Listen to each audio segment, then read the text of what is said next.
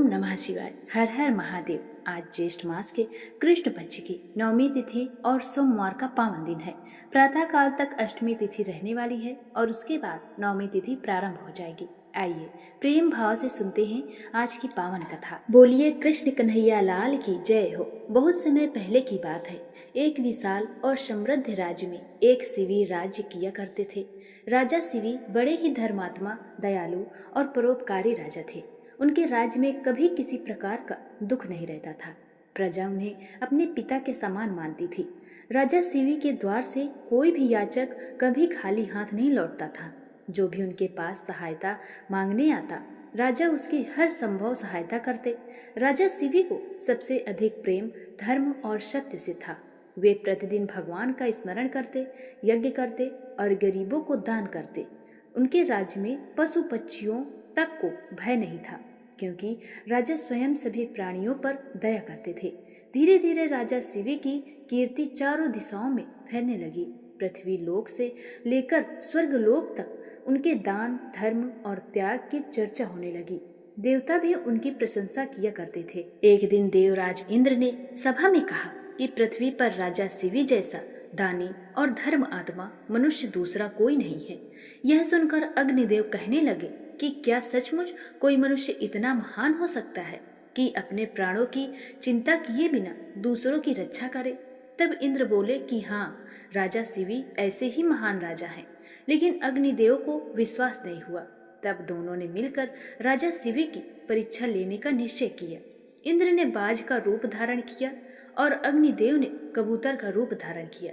दोनों पृथ्वी लोक की ओर चल पड़े। उसी समय राजा शिवी अपने राजमहल में एक महान यज्ञ कर रहे थे। चारों ओर वेद मंत्रों की ध्वनि गूंज रही थी। ब्राह्मण यज्ञ कर रहे थे और राजा शिवी हाथ जोड़कर भगवान का स्मरण कर रहे थे। तभी अचानक एक छोटा सा कबूतर डरता हुआ तेजी से उड़कर आया और सीधे राजा शिवी की गोद में गिर पड़ा। वह भय से कांप रहा था।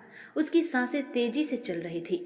वह मनुष्य की वाणी से बोला कि हे राजन, मेरी रक्षा कीजिए, मैं आपकी शरण में आया हूँ।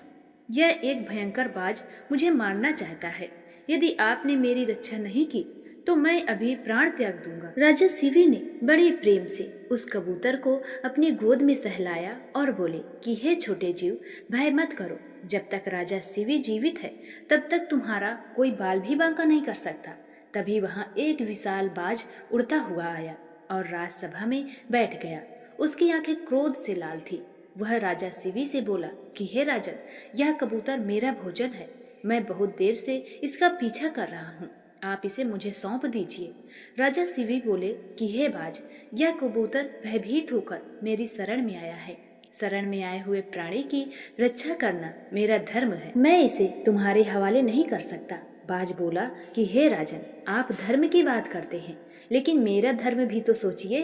मैं एक शिकारी पक्षी हूँ। प्राकृतिक ने मुझे मांसाहारी बनाया है। यदि मैं भोजन नहीं करूँगा तो मैं भूख से मर जाऊंगा और मेरे बच्चे भी मर जाएंगे। क्या एक कबूतर को बचाने के लिए आप कई प्राणियों को मृत्यु के मुख में ढकेल देंगे? राजा शिवी कुछ क्षण सोचने लगे। बाज की बात भी उचित थी। तब राजा बोले कि हे बाज, मैं तुम्हारी भूख अवश्य शांत करूंगा। तुम इस कबूतर के बदले जो चाहो मांग लो। मैं तुम्हें भोजन, धन, पशु या अपना राज्य तक देने को तैयार हूँ, लेकिन मैं इस शरणागत कबूतर को तुम्हें नहीं दे सकता। बाज बोला कि मुझे धन या राज्य नहीं चाहिए। मेरा भोजन तो केवल मांस है। यदि आप सचमुच धर्मात्मा हैं तो इस कबूतर के बराबर अपने शरीर का मांस काट कर मुझे दे दीजिए। राजा शिवी बिना एक पल गंवाए बोले कि यदि मेरी देह किसी प्राणी के काम आ सके तो इससे बड़ा सौभाग्य क्या होगा। मैं तुम्हें अपने शरीर का मांस देने के लिए तैयार हूँ। राजा ने तुरंत तराजू मंगवाया। एक पलड़े में कबूतर को बिठा दिया गया। दूसरे पलड़े में राजा शिवी ने अपने शरीर का मांस काट कर रखना शुरू कर दिया। राजसभा यह दृश्य देखकर कांप उठी। रानियां रोने लगी। मंत्री हाथ जोड़कर राजा को रोकने लगे, लेकिन राजा शिवी के चेहरे पर जरा भी भय नहीं था। वे लगातार अपने शरीर का मांस काट कर तराजू में रखते जा रहे थे। लेकिन आश्चर्य की बात यह थी कि कबूतर वाला परड़ा कभी भी भारी नहीं रहा। राजा ने अपने शरीर से और अधिक मांस काटा। उनके शरीर से रक्त बहने लगा। पूरा दरबार रोने लगा, लेकिन फिर भी कबूतर वाला पल्ला नीचे नहीं रहा। तब राजा शिवी समझ गए कि यह कोई साधारण परीक्षा नहीं है। उन्होंने बिना देर किए कहा कि यदि पूरे शरीर का मांस भी कम पड़ रहा है तो मैं स्वयं की तराजू में बैठ जाता हूँ। यह कहकर राजा शिवी स्वयं दूसरे पलड़े में बैठ गए। उसी क्षण पूरा वातावरण बदल गया। आकाश से पुष्पों की वर्षा होने लगी, देवताओं की दुदुंगी बजने लगी, राजसभा दिव्य प्रकाश से भर गई। तभी बाज और कबूतर अपने असली रूप में प्रकट हो गए। बाज के रूप में देवराज इंद्र थे और कबूतर के रूप में अग्निदेव। दोनों ने राजा शिवी के चरणों में प्रणाम किया और बोले कि हे राजन, आज आपने सिद्ध कर दिया कि आप पृथ्वी के महान धर्मात्मा राजा हैं।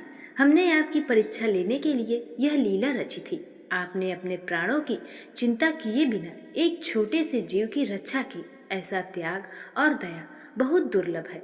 इंद्र बोले कि जो मनुष्य दूसरों की रक्षा के लिए अपना सब कुछ त्याग देता है वही सच्चा धर्मात्मा कहलाता है। हे राजन, आपका यश युगों युगों तक अमर रहेगा। इसके बाद देवताओं ने राजा शिवी के शरीर को पहले जैसा स्वस्थ कर दिया। उनके सारे घाव भर गए। पूरा राज्यसभा भगवान के जय जयकार से गूंज उठा। राजा शिवी ने हाथ जोड़कर भगवान का धन्यवाद किया और फिर पहले की तरह धर्मपूर्वक अपनी प्रजा का पालन करने लगे। कहा जाता है कि जो मनुष्य दया, धर्म और परोपकार के मार्ग पर चलता है, भगवान स्वयं उसकी रक्षा करते हैं। हे प्रभु, जैसे आपने राजा शिवी की लाज रखी, वैसे ही हम सब पर भी अपनी कृपा बनाए रखना। जो भी भक्त श्रद्धा भाव से इस कथा को सुनता है या दूसरों को सुनाता है या हुंकार भरता है, उसकी सभी मनोकामनाएं पूर्ण होती हैं। बोलो श्री कृष्ण भगवान की जय हो। बोलो धर्मात्मा राजा शिवी की जय हो। हर हर महादेव।